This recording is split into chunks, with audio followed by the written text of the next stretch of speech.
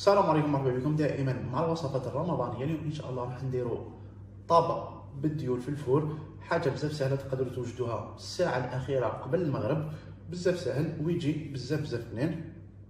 نحتاجو كمقادير اوليه. هنايا عندي زوج طازون تاع ديول، عندي هنايا رطل تاع بولي اشي ولا تقدروا ديروا بلاصو دان داشي ولا بيون داشي. عندي هنايا زوج بصلات مقطعين رقيق، عندي هنايا قطع تاع جبن مثلثات ولا اي فرماج راكم باغيينو. هنايا عندي الملح، شويه فلفل الكحل والمعدنوس. نروحو مباشره لطريقه التحضير. عندي مقله فوق النار ندير فيها شويه زيت، ندير شويه زبده، ندير بولي اشي نروح نفتحو مليح، نزيد الملح والفلفل الكحل وراح نقلي الدجاج تاعنا مليح. لا راح نزيد البصل ونقليه مليح.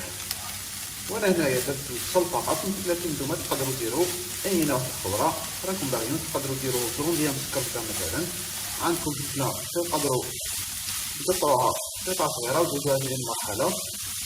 لكم الاختيار واش كان متوفر عندكم واش ياكلوا عندكم في الدار.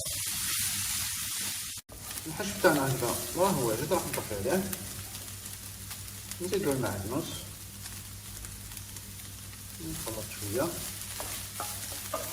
الحشو يبان لكم شويه ناشف كما راكم تشوفوا فيه، لكن انا تعمدت نديروه هكا ناشف ومن بعد تعرفوا عليه. بالنسبه للخليط اللي نشربوا به الديول تاعنا واش نحتاجو فيه. هنايا عندي حبه تاع بيض، عندي كاس تاع كريمه طازجه فيه 200 ملل، ولا تقدروا تبدلوه بزوج علب تاع ياغورت ناتير، لكن انا نفضل كريمه طازجه افضل كي تدخل الفرن. هنايا عندي نص كاس تاع حليب فيه 100 ملل، وهنايا عندي نص كاس تاع زيت فيه 70 ملل، وعندي شويه اعشاب عطريه تقدروا ديروا زعتر ولا زعتره. عندي هنايا شويه ملح وشويه فلفل الكحل. شعل في الفور تاعي يسخن على 200 درجه. هنايا راح نخلط كاع المكونات تاعي مع بعض. ندير الحبه تاع البيض،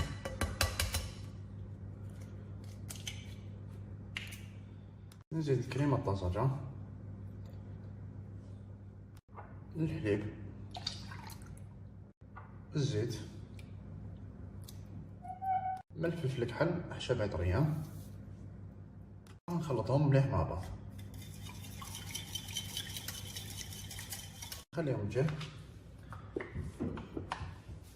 نجيب الديول تاعنا نروليهم بهذا الشكل، راح نقطعهم.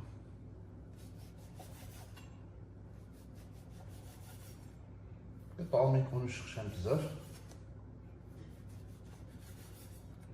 بهذا الشكل اللي راكم تشوفوا فيه. بعد ما كملت قصيتهم راح نفركتهم بيدي بهذا الشكل. عندي مولي يدخل الفرن هانتو بشويه زيت، راح ندير فيه طبقه تاع الديول تاعنا هذوك.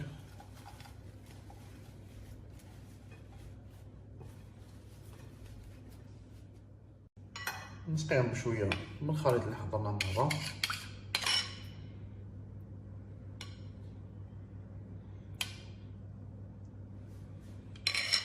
راح ندير الحشو تاعنا في الوسط،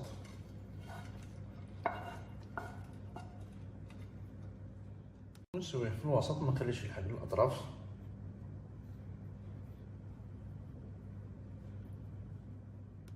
ندير قطع تاع جبن مثلثات ولا اي جبن راكم باغيينو. تقدروا تزيدوا شرائح الزيتون اذا كنتو باغيين، تقدروا تزيدوا شكون باغيين. هنايا الان راح نغطيه مليح بالديول.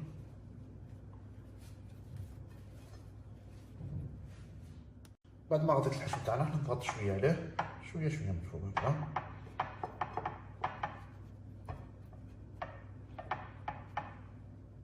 ومن بعد راح نشمخو كامل الخليط اللي بقى لي هذا. على هذيك اللي قلت لكم الحشو نخلوه ناشف شويه، لانه راح يتشرب بالخليط هذا.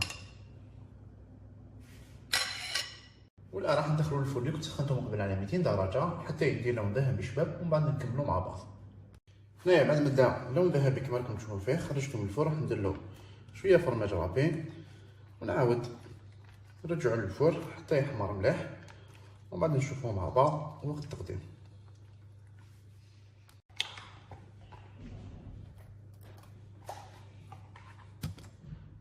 اذا هذا هو الطبق تاعنا بالديول في الفور اللي نهار اليوم. انا قسمت لكم منه قطعه باش تشوفوا كيفاش داير. يجي حقيقه رائع، يجي مقرمش من برا وبزاف طري من الداخل. نتمنى تجربوا بهذه الطريقه وتعطوني رايكم. اذا عجبتكم الوصفه تاع اليوم ما عليكم ديروا جيم لا فيديو، تشتركوا في القناه، تفعلوا زر الجرس ليصلكم كل جديد، تشاركوا الفيديو مع الاصدقاء. الى اللقاء في الوصفه القادمه، صحه فطوركم والسلام عليكم ورحمه الله وبركاته.